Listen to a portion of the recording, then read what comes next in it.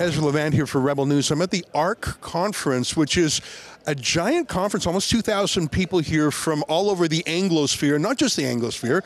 Frankly, there are people here from over 70 countries. It was imagined as a sort of counterweight to the World Economic Forum or the United Nations, but ARC stands for Alliance for Responsible Citizenship, so it gives you a bit of a flavor.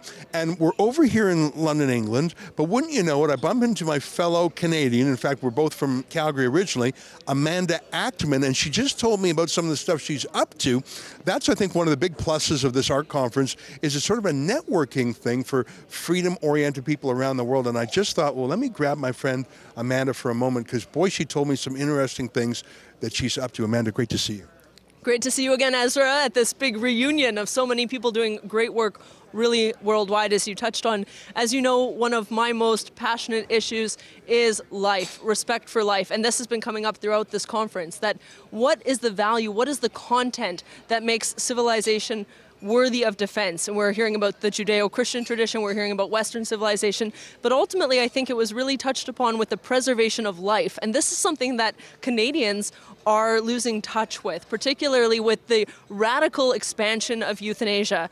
At first, when euthanasia was legalized nationwide, we were told this was for those who were terminally ill with grievous and irremediable conditions. And now we're at the point where I think euthanasia deaths in Canada are on par, if not exceeding, total deaths from COVID. We've seen the 4th annual report come out about euthanasia in Canada. And who authored that report? So this is a Health Canada report, the government's own data indicating that more than 40,000 Canadians have been euthanized since 2016, since legalization. So that is a COVID level number. Yeah, absolutely. And we're seeing that more and more doctors are euthanizing people, nurses too, that one of the data points that kind of surprised me is it's not only in hospitals, they're very often going to private homes. And I saw on the Government of Canada website that it said, even if you do not have a family doctor, we will send a doctor to you to euthanize you. It is becoming a going saying that the only on-time healthcare is death in Canada. It's the only treatment,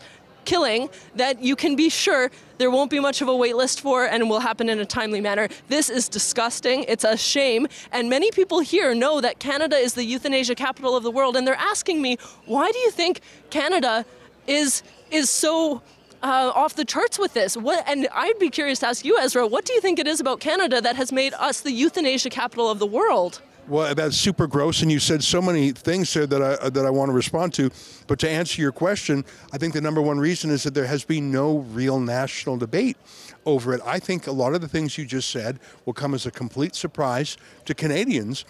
I think sometimes the foreign media has talked more about it than the Canadian media, and I'm just hornswoggled by what you said there about, it is so hard to get a doctor in Canada, but they will move heaven and earth to send you to heaven. And I saw that now they're going to expand it to people who are depressed. And this is right. You're talking about international media. That has been key for getting this year-long legislative pause, because the Liberals felt the pressure, I think largely due to international attention, to pause it for 1 year. Of course, we ought to make the pause permanent, because euthanasia, for those for whom a mental illness is the sole underlying condition, this is crazy. People with depression, people with PTSD, people with postpartum, there's no limit. Once euthanasia is seen as the answer to suffering, there's no limit for who should qualify. And this sinister language of qualification, eligibility, provision, recipient, we are talking about the intentional killing and premature death of our fellow citizens and our loved ones. No one will be safe, and who can trust their doctor in this scenario? You know, it's such a moral inversion. Of course, the simplest version of the Hippocratic Oath is do no harm. And here we have, and I don't know what doctors would say, yes, that is the profession for me.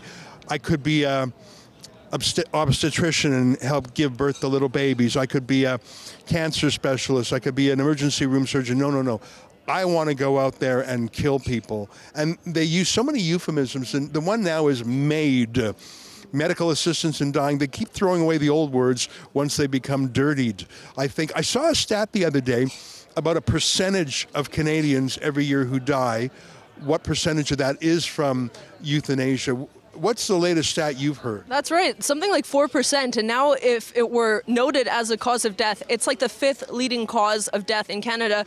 Sorry, and I don't mean to interrupt you, but I have to, because you shed a light on a proposal from the Ontario College of Physicians and Surgeons that when a doctor goes and kills someone, that the death should be marked as the underlying condition rather than the euthanasia. So if someone was depressed, they died from depression. If someone had cancer, they died from cancer, when actually it was the doctor jabbing them with however they killed them. That's right, and that reminded me of a site I visited when I was in Europe. The former concentration camp Mauthausen has actually a registry, a death register, and there was a prisoner who was responsible for keeping tabs of the deaths in the camp. And next to each person who received a lethal injection, this person put a little dot to indicate that this person had not died of any sort of natural cause or even disease, but from a lethal injection. And so it's so sinister, and it does harken back to the worst eugenic and euthanasia policies of the 20th century. And when I asked